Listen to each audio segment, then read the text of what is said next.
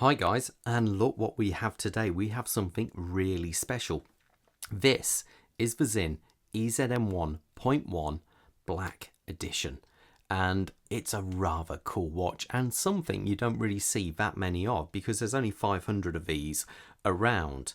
Now, I was lucky to get my hands on one of these as one of my subscribers, Robin, reached out to me and said, would you like to get to review it? I've got a couple of interesting watches. Would you be interested in reviewing them? And I said, yeah, more than certainly, so definitely. And we met up and he gave me this to look at, and I must admit, it's a bit of a star, isn't it? These are basically a limited edition. These came out, I think it was around about April 2022. These came out and they sold out almost instantly. Prior to this, there was the silver model, which came out, I believe it was around about 2017. And that sold out as well. Now, these watches are based on the original Sinn EZM1. Now, the last ever time that was made was in 2008, where they made the last of the 250 models. And they were the last watches ever to have the Lemanier movement. And these are inspired by that watch. Now, I'm lucky enough to have one of them, and I will be doing a comparison video at some point, so don't worry, there will be one. But for now, I just want a straight up review of this watch. Now, size-wise, we're talking, it's a little bit bigger than the original. It's 43mm by 16.3mm. A lot of that is, well, not a lot of it, but a few mil of that is that domed crystal. And the lug to lug is around about 48.8, 48.7. So even though it's a larger watch, because of a shorter lug to lug distance, it's actually surprisingly wearable. And it comes, it has a 22mm band. Now let's zoom in a little bit more on that and let's have a look at it. Now, this watch is just a tour de force of Sinn's tech. It really is quite a tech monster, this one. But for now, that dial, let's just look at that lovely black dial. We have a printed minute and hour track going around there. We have the good old-fashioned EZM1 hands there, which make it incredibly easy to actually set the time. But you've got this kind of syringe style going on. If I just move that minute hand, you'll get an idea of what I mean. So as you see there, it comes to a fine tip, actually the same size as the minute markers. So it makes it incredibly easy to set this watch very, very accurately. Now, let's screw that in. And as you can see, we do have a date window down at a 3:30 position there, albeit in black. And that was one of the main features of this watch. It was actually designed for the military. It was a non-nonsense, clear, easy to read watch, and that was the whole ethos of the EZM range. And that's why you do have a date window there, but it's in black and it's black background with red markings, and so it doesn't get in the way. And all we have is the Sinn logo at the top and the EZM script at the top, which basically means mission timer, and the AR symbol there. And you can just about see it on the side there. We have this, the movement, the SZ01, and made in Germany at the bottom. And it is just a simple, clear, easy watch to read. That was the whole purpose of it. Now, believe it or not, this is actually a chronograph. Now, if I click here, we get the chrono running, and you've got these two hands here. Now, when I first had my EZM1, I used to go running with it because it was before kind of the smartwatches so much. And I found that if I had this kind of style of chronograph, I could read it while running, because obviously you're bouncing up and down. It's very hard to read a sub-dial chronograph. So at the minute, we have the running second hand, and the hand up here is actually your minute hand. So you have a 60-minute chrono going on there, and it just makes it so easy to read. And it's got that kind of cool kind of feel to it with that. There's something about a center mounted chrono I really do like. Now, I should say as well, this watch has got plenty of lume. It really does glow well, so I'm quite actually impressed with that one. Now let's see if it does a jump there. And there you go, that's the jump there. So the old Lemanier movement didn't used to jump. This movement does, but I'll talk about the movement a bit more in a second. Now, as we come past that, we have this lovely crystal. The crystal is double domed. As you can see, it's given a lot of magnification on the side there. It does have AR coating. Obviously, it's sapphire crystal. Now, as we come past that, we have the bezel. Let's have a listen to the sound. Bidirectional. And very nice to actually manipulate. Lines up absolutely spot on. Now, this is a countdown bezel. So 5-minute countdown. And you'll see it there, or if you go 15-minute or 20-minute countdown, and it all works up there. So that's quite nice.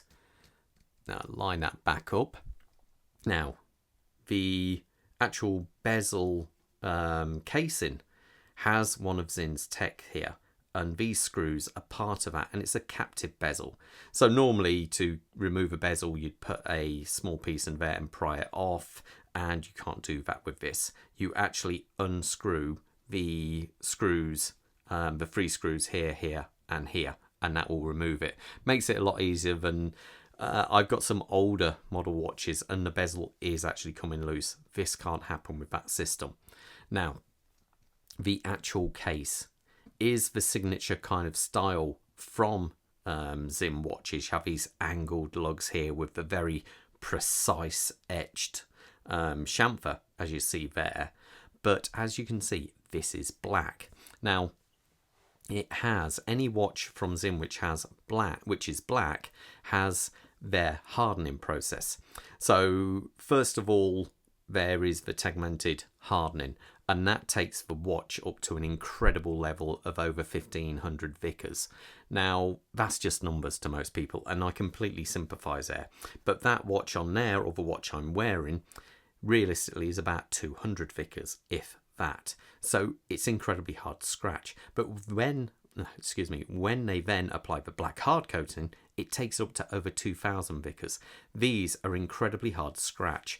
Robin, who owns this watch, says he lives near the coast and he goes swimming a lot in the sea, and he takes this with him, albeit he normally wears it on the NATO strap he has. And he said he's even dropped this watch before and it still looks like new. So that's a real credit to this black hard coating. Now, as we come round here, we have a screw down crown. Obviously, the reason why it's on the left hand side is when Sinn were originally commissioned to make this watch, it was for the military. Now, they said they did not want the crown on this side of the watch, because if they were going into a situation which required firearms, or if they were wearing big thick gloves when they were wearing their firearms, they did not want the crown pressing into the back of the hand. So that is why you see them always on the left hand side. Now, crown is a screw down crown, as you can see there. It does have 200 meters of water resistancy and screws back in like so. Can I do it? There it goes. And that screws back in. Oh, I haven't screwed it in. There we go. And that's it, screwed in. Now, the pushers on this watch are, actually, some might say on a water resistant watch, you don't want standard pushers like this. You want like a screw protection system, but not with this watch. This watch actually has the D3 system. And what that means is you can use these underwater. While you're in the water, you can use these crowns, which I don't know many watches where you can actually do that with, because he actually said to me before I had it, he said I accidentally pressed the crown while I was in the water. I didn't even think about it. And a good thing with this watch is, well, you don't have to think about it. It isn't a problem. And also what this watch also has, which is one of the reasons why he actually brought this, which is quite interesting, the AR tech. Now, he has a Rolex Submariner. And while he was out in Sweden, he was, I can't remember, I think he said he was in a sauna. And what the Swedes like to do is go from a sauna into ice cold water. Now, I know they're crazy, but you know, that is the Swedish way. So anyway, he basically did that, and the Submariner he was wearing fogged up. Now, to be fair, it was due a service, but even so, it did fog up. And once it fogged up, he had, problems then with, I think part of the movement actually started to rust. So there was problems. Now, this watch won't do that. it has on the side here Vis crystals. These are these will absorb if there is any moisture within the watch. Now every watch should have moisture in it in theory, because there is oxygen and oxygen has moisture. This watch doesn't have any oxygen in there, it's got an inert gas. So to keep that inert gas in, you have to use better seals. This watch has all that. Any Sinn watch with the AR tech on there basically comes with a 3-year warranty and will not fog up. So that is one of the reasons why he brought us in watch, and he said he has no problems, never had problems since with that. So that's a real testament to that bit of kit. So it really is kind of a bomb-proof chrono, which can be used in the water. It also uses Sinn special oil, so this is still should still be accurate down to -45 centigrade and all the way up to +80. Now, when I say accurate, this watch carries their SZ1 movement, and what that is basically, it's based on an ETA 7750, which normally has subdials, but they reversed engineered it, so basically you have a full 60-minute sweep on the center wheel, which is makes for a far easier, as we said, easier watch to actually figure out, on the move. A quick look at a watch, you can see what the chrono's doing, which makes it a lot easier. Now, it's also meant to mimic the old Lemanier movement, so that's why you have these two hands for the chrono. As you can see there, that is 7 minutes. So it's a nice, really nice movement. I believe they started developing around about 2003. It's a, well, actually I should point out, I did put it on the time grapher, and it did a sterling job of +1 second. Now, since this watch has been worn pretty well non-stop, and in use for its proper, kind of purpose. It hasn't been put in a safe and just left there. It has been used. Now, the time grapher results were excellent at +1 second, so that's really quite excellent. The actual movement has 25 joules and 42 hours of power reserve. Now, I should point out, when you buy this watch, it also comes with a black silicone strap, and the silicone strap, he hasn't used it, but it does have the Sinn EZM1.1 on the side there, and it does come with the newer style clasp with the adjustment built into it. As you can see, hasn't even took the film off this one yet, and there's the tagmented symbol on there to actually indicate this. Now let me zoom out and we'll put it on my wrist so you can go and see how it looks. I should also point out it's also got low pressure rating on this watch also. I'll just quickly reset the chrono so you can see the jump back on that. So there, stop, and snap back. Really good.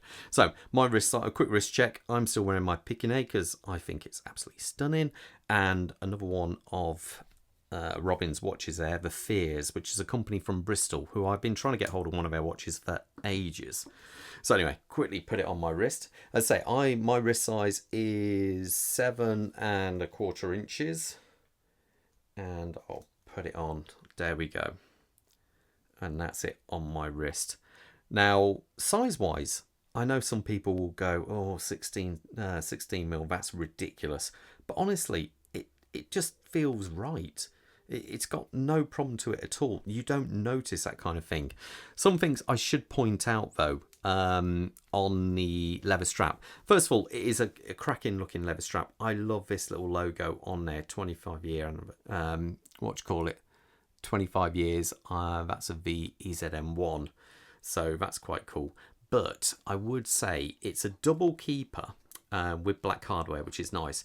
But it's incredibly tight to get that through. So I found that I've been wearing it and I just slip it over the second keeper, which also is actually very, very tight. I do like the way they've put the black markings on there as well, the black stitch. And I should point out also the case back is a solid case back on this. So there are only 500 of these made, and I think it really is a stunning watch. But I will be doing a proper comparison against the original EZM1 and see what you guys think of it. Sorry this has been a bit of a long video, but there's so much on this watch I really wanted to talk about. So anyway, any questions, give us a shout. If you've got a watch you want to see reviewed, give me a shout also. And all the best and stay safe out there, guys. Take care. Bye.